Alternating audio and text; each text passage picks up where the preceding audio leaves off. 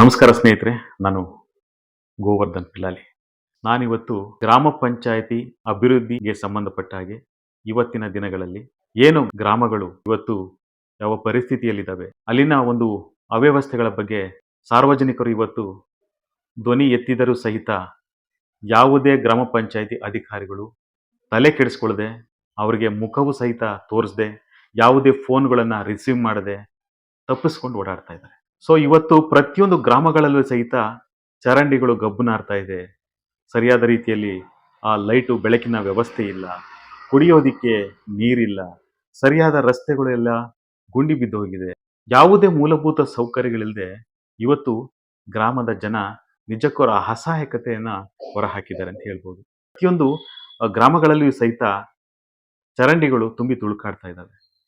So ಈ ಸಂಬಂಧವಾಗಿ ಗ್ರಾಮಸ್ಥರು ಏನಾದರೂ ಪಿ ಡಿ ಒಗೆ ಫೋನ್ ಮಾಡಿ, ಇಲ್ಲಿ ಕುಡಿಯೋದಕ್ಕೆ ನೀರಿಲ್ಲ, ಮೂಲಭೂತ ಸೌಕರ್ಯಗಳಿಲ್ಲ, ದಯವಿಟ್ಟು ಒದಗಿಸ್ಕೊಡಿ ಅಂತ ಕೇಳಿದ್ರೆ ಅವ್ರು ಏನು ಹೇಳ್ತಾರೆ? ಅನುದಾನ ಇಲ್ಲ, ನಾನೇನು ಮಾಡೋಣ ಅಂತ ಕೇಳ್ತಾರೆ. ಹಾಗಾದ್ರೆ ಇವರಿಗೆ ಗ್ರಾಮಗಳನ್ನು ಅಭಿವೃದ್ಧಿ ಮಾಡೋದಕ್ಕೆ, ಗ್ರಾಮದ ಜನಗಳಿಗೆ ಮೂಲಭೂತ ಸೌಕರ್ಯಗಳನ್ನು ಒದಗಿಸಿಕೊಡೋದಕ್ಕಾಗದೆ, ಸರ್ಕಾರದಲ್ಲಿ ಹಣ ಇಲ್ಲದೆ ಇದ್ರೆ, ಅನುದಾನಗಳು ಇಲ್ಲದೇ ಇದ್ರೆ ಗ್ರಾಮ ಪಂಚಾಯತಿ ಅಧಿಕಾರಿಗಳು ಬಿಟ್ಟಿ ಕೆಲಸ ಮಾಡ್ತಾ ಇದ್ದಾರಾ, ಅಥವಾ ಬಿಟ್ಟಿ ಸಂಬಳ ತಿನ್ಕೊಂಡು ಮನೆಗಳಲ್ಲಿ ಕೂತ್ಕೊಂಡು ಕಾಲ ಕಳೀತಾ ಇದ್ದಾರಾ?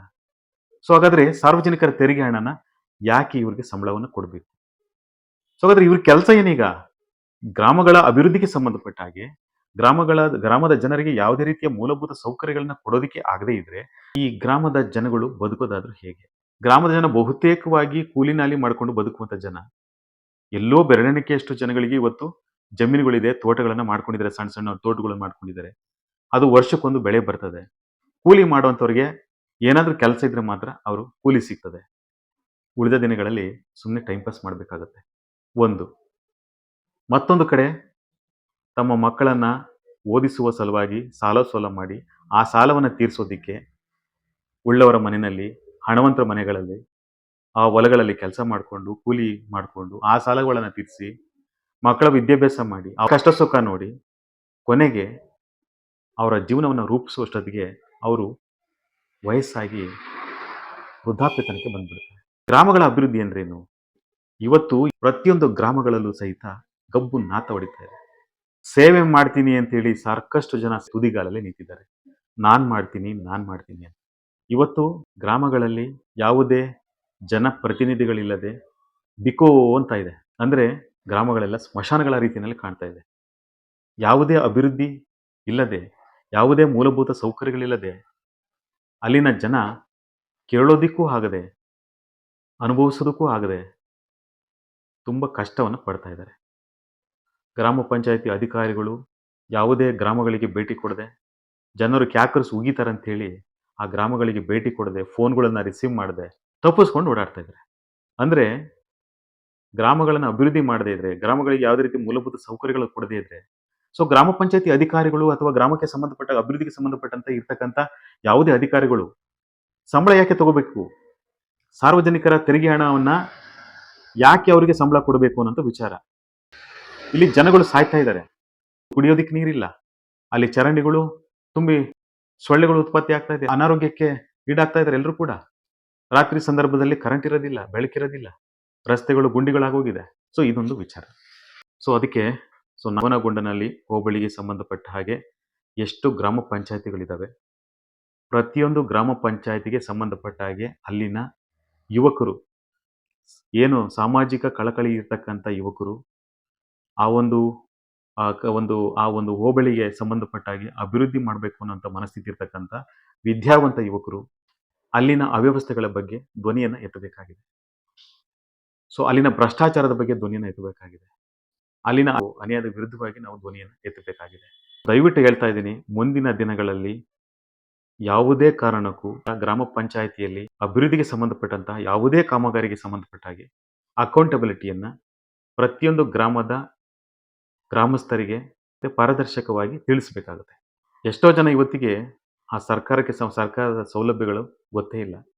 ಎಷ್ಟೋ ಯೋಜನೆಗಳು ಯಾರಿಗೂ ಕೂಡ ಗೊತ್ತಿಲ್ದಿರ ಪಂಚಾಯತಿ ಅಭಿವೃದ್ಧಿ ಅಧಿಕಾರಿಗಳು ಯಾರಿಗೂ ಜಾಗೃತಿಯನ್ನು ಮೂಡಿಸ್ತೀರಾ, ಅರಿವನ್ನು ಮೂಡಿಸ್ತೀರಾ, ಮಾಹಿತಿಯನ್ನು ಕೊಡದೆ ಸುಳ್ಳು ದಾಖಲೆಗಳನ್ನು ಸೃಷ್ಟಿಸಿ ದುಡ್ಡು ಹೊಡೆಯೋದೇ ಬರೀ ಅವ್ರ ಕೆಲಸ ಆಗ್ಬಿಟ್ಟಿದೆ. ಸೊ ಅದರಿಂದ ದಯವಿಟ್ಟು ನಾನು ಪ್ರಥಮವಾಗಿ ಫಸ್ಟು ಸ್ಟೆಪ್ಪು ಈ ಹಿರಿಯೂರು ತಾಲೂಕಿನ ಜವನಗೊಂಡನಹಳ್ಳಿ ಹೋಬಳಿಯ ಒಂದು ವ್ಯಾಪ್ತಿಗೆ ಸಂಬಂಧಪಟ್ಟ ಗ್ರಾಮ ಪಂಚಾಯಿತಿಗಳು.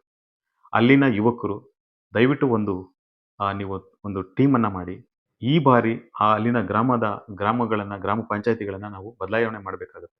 ಧ್ವನಿಯನ್ನು ಎತ್ತಬೇಕಾಗುತ್ತೆ, ಹೋರಾಟಗಳನ್ನು ಮಾಡಬೇಕಾಗುತ್ತೆ. ಇಲ್ಲ ಅಂತಂದರೆ ಗ್ರಾಮಗಳು ಮುಚ್ಚೋಗ್ಬಿಡ್ತವೆ. ಇವತ್ತು ದಿನೇ ದಿನೇ ಸ್ಕೂಲ್ಗಳು ಮುಚ್ಚೋ ಹಂತದಲ್ಲಿ ಬರ್ತಾ ಇದೆ, ಸರ್ಕಾರಿ ಶಾಲೆಗಳು.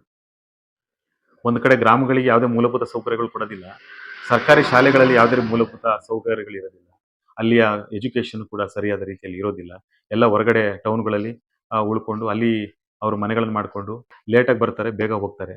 ಮಕ್ಕಳಿಗೆ ಯಾವುದೇ ರೀತಿಯಾಗಿ ಅವ್ರಿಗೆ ವಿದ್ಯಾಭ್ಯಾಸ ಕಲಿಸ್ಕೊಡುವಂಥ ಒಂದು ವ್ಯವಸ್ಥೆ ಇಲ್ಲ. ಕಾಟಾಚಾರಕ್ಕೆ ಬಂದು ಪಾಠಗಳನ್ನು ಹೇಳ್ಕೊಟ್ಟು ಹೋಗ್ತಾರೆ. ಇವತ್ತು ಸಾಕಷ್ಟು ಹಳ್ಳಿಗಳಲ್ಲಿ ಈ ವಿದ್ಯಾರ್ಥಿಗಳ ಸಂಖ್ಯೆ ಕಡಿಮೆ ಆಗ್ತಾ ಬರ್ತಾ ಇದೆ. ಸರ್ಕಾರದ ಹುನ್ನಾರವೂ ಕೂಡ ಅಷ್ಟೇನೆ. ಗ್ರಾಮಗಳಲ್ಲಿ ಯಾವುದೇ ಅಭಿವೃದ್ಧಿ ಆಗಬಾರ್ದು, ಮೂಲಭೂತ ಸೌಕರ್ಯಗಳು ಇರಬಾರ್ದು, ಆಮೇಲೆ ಸರ್ಕಾರಿ ಶಾಲೆಗಳಲ್ಲಿ ಸರಿಯಾದ ರೀತಿಯಲ್ಲಿ ವಿದ್ಯೆ ಸಿಗಬಾರ್ದು.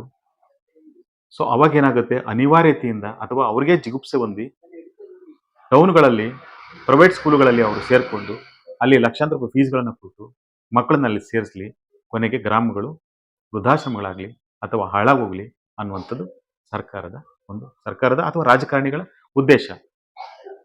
ಅಲ್ಲಿ ತನಕ ಯಾವುದೇ ಕೆಲಸಗಳಿಲ್ಲದೆ ಸುಳ್ಳು ದಾಖಲೆಗಳನ್ನು ಸೃಷ್ಟಿಸಿಕೊಂಡು ಯೋಜನೆಗಳ ಹೆಸರಲ್ಲಿ ಲಂಚವನ್ನು ಹೊಡ್ಕೊಂಡು ಭ್ರಷ್ಟಾಚಾರ ಮಾಡಿಕೊಂಡು ಒಂದಷ್ಟು ಜನ ಸರ್ಕಾರಿ ಅಧಿಕಾರಿಗಳು ದುಡ್ಡನ್ನು ಮಾಡಿಕೊಂಡು ಲೂಟಿ ಹೊಡಿತಾರೆ. ಸೊ ಅದಕ್ಕೋಸ್ಕರ ಈ ಮುಂದಿನ ಗ್ರಾಮ ಪಂಚಾಯತಿ ಚುನಾವಣೆ ಸಂಬಂಧಪಟ್ಟ ಹಾಗೆ ಅಲ್ಲಿನ ಪ್ರತಿಯೊಂದು ಗ್ರಾಮದ ಬುದ್ಧಿವಂತ ವಿದ್ಯಾವಂತರು ಈ ಒಂದು ಚುನಾವಣೆಗೆ ನಿಂತ್ಕೊಂಡು ಆ ಗ್ರಾಮವನ್ನು ಅಭಿವೃದ್ಧಿ ಮಾಡ್ತಕ್ಕಂಥ ಒಂದು ಮನಸ್ಥಿತಿಯನ್ನು ಹೊಂದಿರತಕ್ಕಂಥವ್ರು ಯುವಕರನ್ನ ಅಗತ್ಯತೆ ಇದೆ.